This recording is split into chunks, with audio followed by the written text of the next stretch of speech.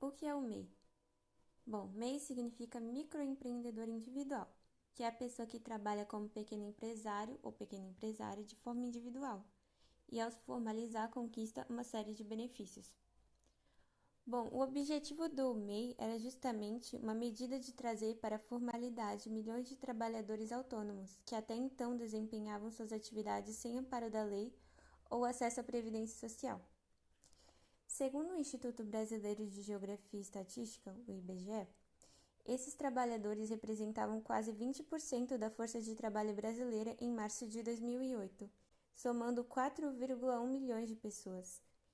Com a entrada em vigor do MEI, em 1º de julho de 2009, os autônomos ganharam uma opção relativamente barata e simples para formalizar seus negócios, receber uma inscrição no Cadastro Nacional de Pessoa Jurídica, o CNPJ, e conquistar o direito a benefícios previdenciários, como a aposentadoria por idade ou invalidez, salário maternidade e auxílio-doença.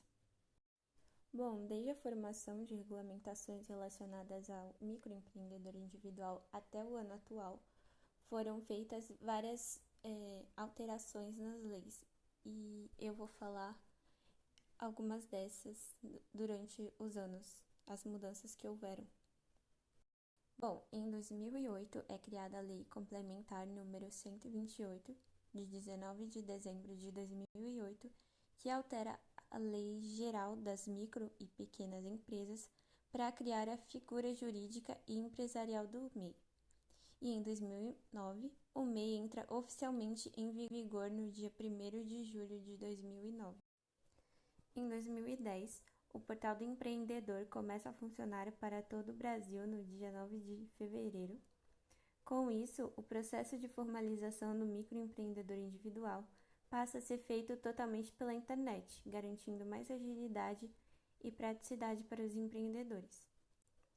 Em 2011, o valor da contribuição previdenciária do MEI cai de 11% para 5% de um salário mínimo por mês. Em 2012, o limite anual de faturamento do MEI é reajustado de 36 mil para 60 mil, abrindo a possibilidade para mais trabalhadores autônomos se formalizarem. Em 2020, no começo do ano, o país atinge a marca de 10 milhões de microempreendedores individuais e chega em dezembro com mais de 11 milhões de MEIs. E no ano atual, 2023, não há mudanças na lei, porém há projetos de lei em tramitação que visam aumentar o limite anual de faturação de R$ 81 mil para 130 mil, a possibilidade de se contratar 2 funcionários, pois o microempreendedor individual atualmente só tem a possibilidade de contratar apenas um funcionário. E a implementação de NFS, que são notas fiscais de serviço eletrônico. Agora iremos apresentar alguns aspectos da legislação do regime MEI aqui no Brasil. A primeira é o faturamento anual. O MEI é destinado a empreendedores com faturamento anual de até R$ 81 mil, que equivale aos itens produzidos e vendidos no mercado interno. Um outro aspecto são as atividades permitidas, pois existem diversas atividades econômicas que podem ser enquadradas no MEI, abrangendo setores como comércio, serviços e indústrias. No entanto, algumas dessas atividades são restritas. O próximo aspecto seria sobre a emissão de nota fiscal. O MEI é obrigado a emitir uma nota fiscal apenas quando a venda ou prestação de serviço for realizada para outra empresa, no caso, uma pessoa jurídica. Para consumidores finais, pessoas físicas, a emissão de nota fiscal acaba não sendo obrigatória por lei. Contribuição mensal. O MEI paga uma contribuição mensal simplificada, que inclui valores fixos para o INSS, que seria a Previdência Social, e dependendo da atividade, um valor adicional para o ICMS ou ISS, e esses tais valores são atualizados anualmente. O próximo aspecto é sobre o Simples Nacional. O MEI está automaticamente enquadrado no Simples Nacional, que simplifica o pagamento de impostos e contribuições. Número 6 seria os direitos previdenciários. O MEI possui direitos previdenciários como aposentadoria por idade, auxílio-doença e entre outros, desde que mantenha em dia o pagamento da contribuição previdenciária.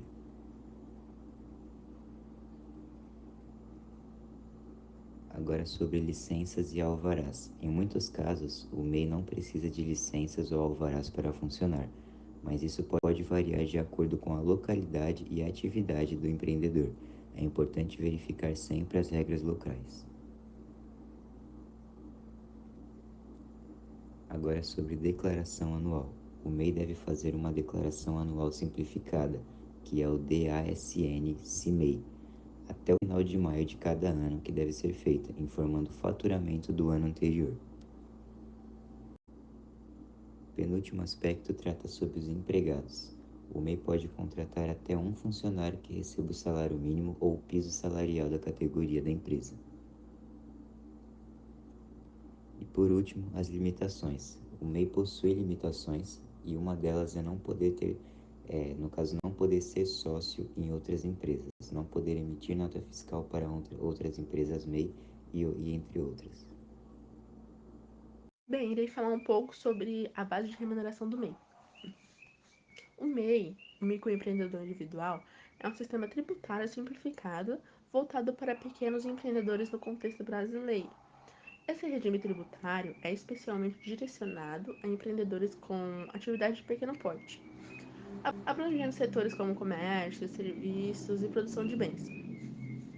Para se qualificar como MEI, é necessário cumprir critérios de faturamento anual. Esse faturamento aí que vai até uns 81 mil, né, que variam de acordo também com o setor de atuação. Além disso, o MEI desfruta de obrigações tributárias simplificadas e vantagens como a redução da contribuição previdenciária e a isenção de certos impostos federais. O empreendedorismo é um conceito ali de múltiplas faces que abrange uma ampla gama de atividades, incluindo a criação de novos negócios, o desenvolvimento de empreendimentos autônomos, a expansão de empresas existentes, a introdução de inovações e etc. As micro, e pequenas empresas têm uma importância assim, substancial na economia, uma vez que geram uma parcela ali significativa de empregos, e tem um impacto notável no nosso PIB, né? No cenário brasileiro, o empreendedorismo desempenha um papel de destaque na economia, respondendo por uma parcela ali, como eu disse, substancial do nosso PIB, que pode chegar até ali uns 27% ali, por cento da nossa economia. O prazo de contratação de um microempreendedor individual se refere ao tempo em que uma empresa ela pode contratar um MEI como prestador de serviços ou para a realização de alguma atividade específica. No entanto, é muito importante destacar que os MEIs eles podem preparar serviços e também podem emitir notas fiscais para outras empresas a qualquer momento, desde que essas estejam de acordo com as regras estabelecidas para a sua categoria. Além disso, não há um prazo específico de contratação para um MEI, pois eles podem ser contratados por outras empresas ou por pessoas físicas conforme a necessidade e a demanda dos serviços que prestam.